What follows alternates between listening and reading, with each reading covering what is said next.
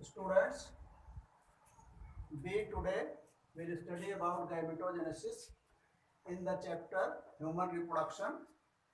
What is gametogenesis? Gametogenesis is the process of gamete formation. Gamete formation की process को हम gametogenesis कहते हैं। इस गैमेटोजेनेसिस को हम दो पार्ट्स में डिवाइड कर सकते हैं। पहले को हम कहते हैं spermatogenesis and second one is known as oogenesis। Spermatogenesis क्या है? Process of formation of sperms, process of formation of spermatozoa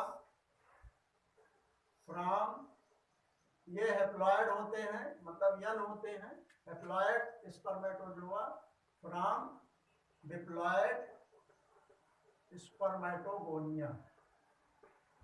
spermatogonia, what is spermatogonia? Spermatogonia को ही हम मेल जर्म सेल्स कहते हैं, जो ये सेमिनिफेरस ट्यूब्यूल्स के अंडर लाइनिंग पर होती हैं। मतलब इसकी जो इनर लाइनिंग है उसी पर ये सेल्स होती हैं, जिनको हम स्पर्मेटोगोनिया कहते हैं। कहाँ होती हैं? सेमिनिफेरस ट्यूब्यूल्स की इनर लाइनिंग पर। ये जो है इनमें एक प्रोसेस होती है जिसको हम मल्टीप्लिकेशन कहते हैं। तो उस मल्टीप्लिकेशन प्रोसेस में इनकी जो है नंबर माइटोसिस से, मतलब ये जैसे स्पर्मेटोगोनिया है या स्पर्मेटोगोनियल सेल भी आप कह सकते हैं, वो जो है उसका मल्टीप्लिकेशन होता है, यानी माइटोसिस के जरिए उसकी नंबर इंक्रीज करती चली जाती है और उसका फिर डिफरेंशिएशन होता है। तो वो बाद में, उसके बाद वो किसमें चेंज हो जाती है? प्राइमरी स्पर्मेटोसाइट्स में, प्राइमरी स्पर्मेटोसाइट्स में कन्वर्ट हो जाएगी जब इसका ग्रोथ फेज होगा। मतलब ग्रोथ फेज में ये नंबर इसकी इंक्रीज करेगी और स्पर्मेटोगोनिया की जो नंबर है वो बढ़ती चली जाएगी। तो उससे क्या होगा कि प्राइमरी स्पर्मेटोसाइट्स का फॉर्मेशन होगा। इसमें बीच बीच में सर्टोरी सेल्स भी होंगे। व्हाट आर सर्टोरी सेल्स? सर्टोरी सेल्स वो हैं जब क्या कहते हैं स्पर्मेटोजोआ का फॉर्मेशन होगा, तो स्पर्मेटोजोआ का फॉर्मेशन सर्टोरी सेल्स उसमें हेल्प करती हैं उनको नरिशमेंट प्रोवाइड करने में। तो वो मतलब उनसे अटैच हो जाता है उसका हेड और क्या कहते हैं स्पर्मेटोजोआ का फॉर्मेशन होता है। तो सर्टोरी सेल्स जो है उनको नरिशमेंट प्रोवाइड करती है। दूसरी प्रोसेस इसमें है oogenesis। oogenesis क्या है? What is oogenesis? Formation of x या ओवम, फॉर्मेशन ऑफ ओवम, जिसको हम फीमेल गैमेट कहते हैं, फ्रॉम, ये भी हैप्लॉइड होगा, मींस हैप्लॉइड ओवम का formation from diploid female germ cells या जर्म सेल्स, जिनको हम oogonia कहते हैं। ये ध्यान रखिएगा कि जो मेल गैमेट्स हैं वो स्पर्मेटोगोनिया से या स्पर्मेटोगोनियल सेल से बनेंगे और जो ओवम है वो oogonia से। वो ओवम जो है सिंगुलर है, ओवा जो है प्लूरल है, तो वो oogonia से बनेंगे। तो इसकी प्रोसेस को हम लोग सबसे पहले हम लोग स्पर्मेटोजेनेसिस पढ़ेंगे, व्हाट इज स्पर्मेटोजेनेसिस, और उसको जो है देखिए कैसे हम लोग समझेंगे। पहला है स्पर्मेटोजेनेसिस। सबसे पहले हम लोग समझेंगे स्पर्मेटोजेनेसिस क्या है। तो ये स्पर्मेटोगोनियल सेल है, इसको आप समझ लीजिए spermatogonium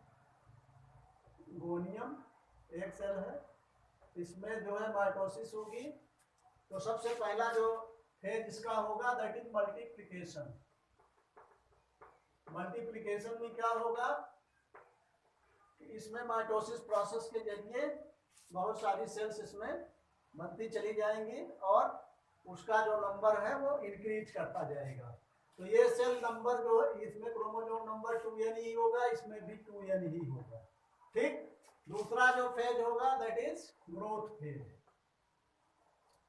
growth phase growth phase में स्पर्मेटोगोनियल सेल्स की साइज जो है वो इंक्रीज कर जाएगी, उनकी नंबर, उनकी साइज वगैरह जो है इंक्रीज करेगी, थोड़ा उसमें मैच्योरिटी आ जाएगी।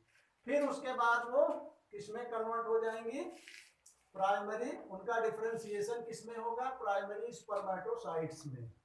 ठीक, फिर प्राइमरी स्पर्मेटोसाइट्स में का क्या होगा, थर्ड फेज जो है कहलाती है maturation phase. Maturation phase, maturation phase में क्या होगा कि ये जो प्राइमरी स्पर्मेटोसाइट्स हैं इसमें फर्स्ट मियोटिक डिवीजन होगा।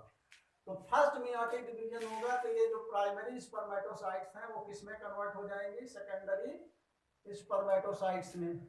और सेकेंडरी स्पर्मेटोसाइट्स में इसी फेज में सेकंड मियोटिक डिवीजन होगा तो उनका चेंज किस में होगा, स्पर्मेटिड्स में। ये जो है सेकेंडरी स्पर्मेटोसाइट्स हैं। ये आपको मैं सेक्शनल व्यू ऑफ टेस्टिस में दिखा दे रहे हैं कि सेमिनिफेरस ट्यूब्यूल में क्या हो रहा है। और ये जो है स्पर्मेटिड्स। अब जो लास्ट फेज होगी दैट इज डिफरेंशिएशन।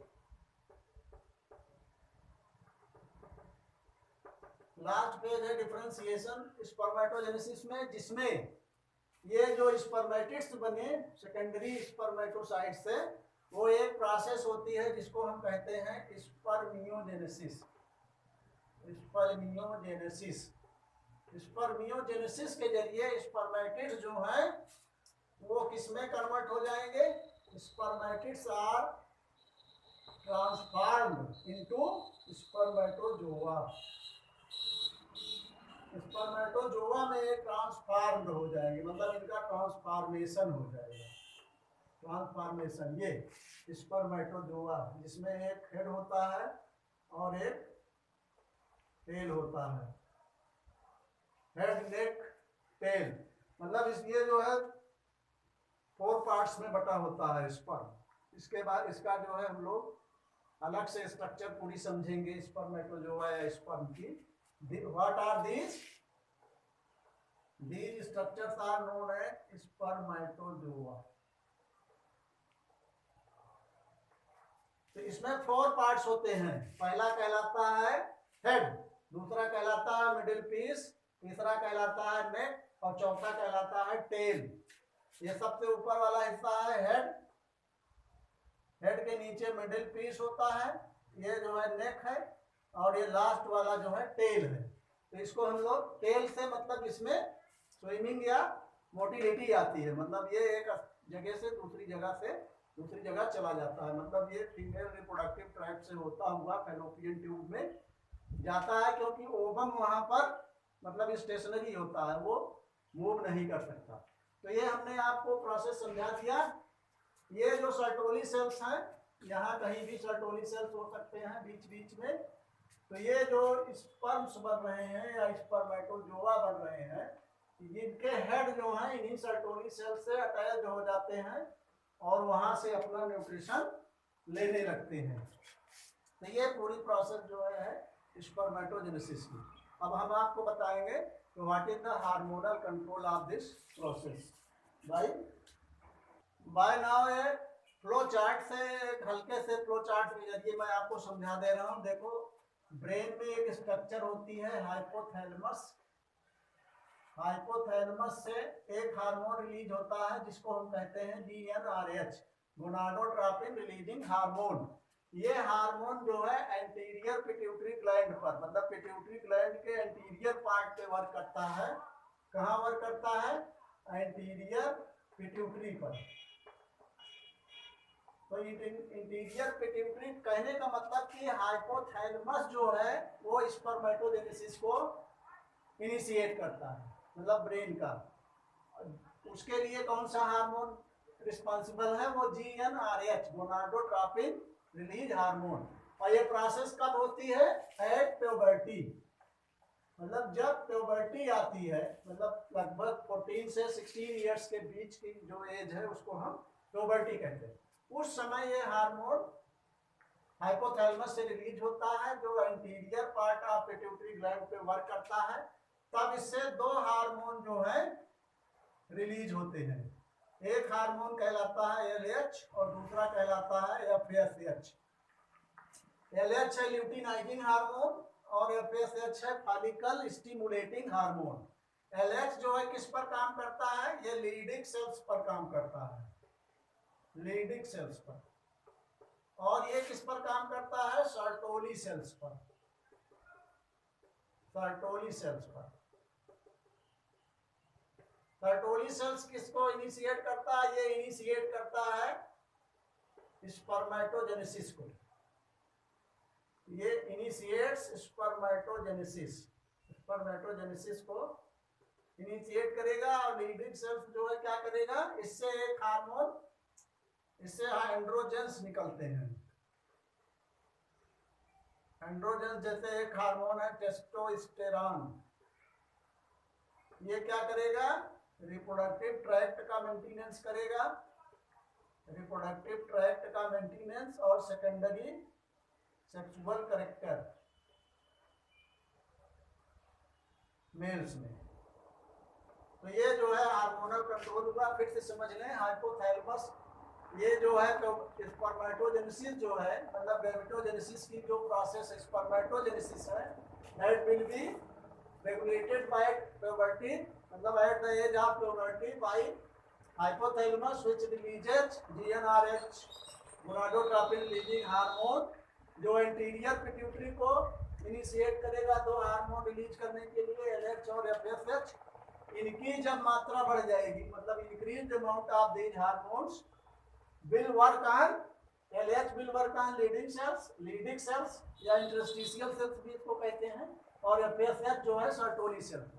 ये जो है स्पर्मेटोजेनेसिस को इनिशिएट करेगा और ये लीडिंग सेल से एक हार्मोन एंड्रोजेंस निकलते हैं या टेस्टोस्टेरोन, जो रिप्रोडक्टिव ट्रैक्ट को मेंटेन करेगा और सेकेंडरी सेक्सुअल कैरेक्टर्स के लिए ये रिस्पॉन्सिबल होगा।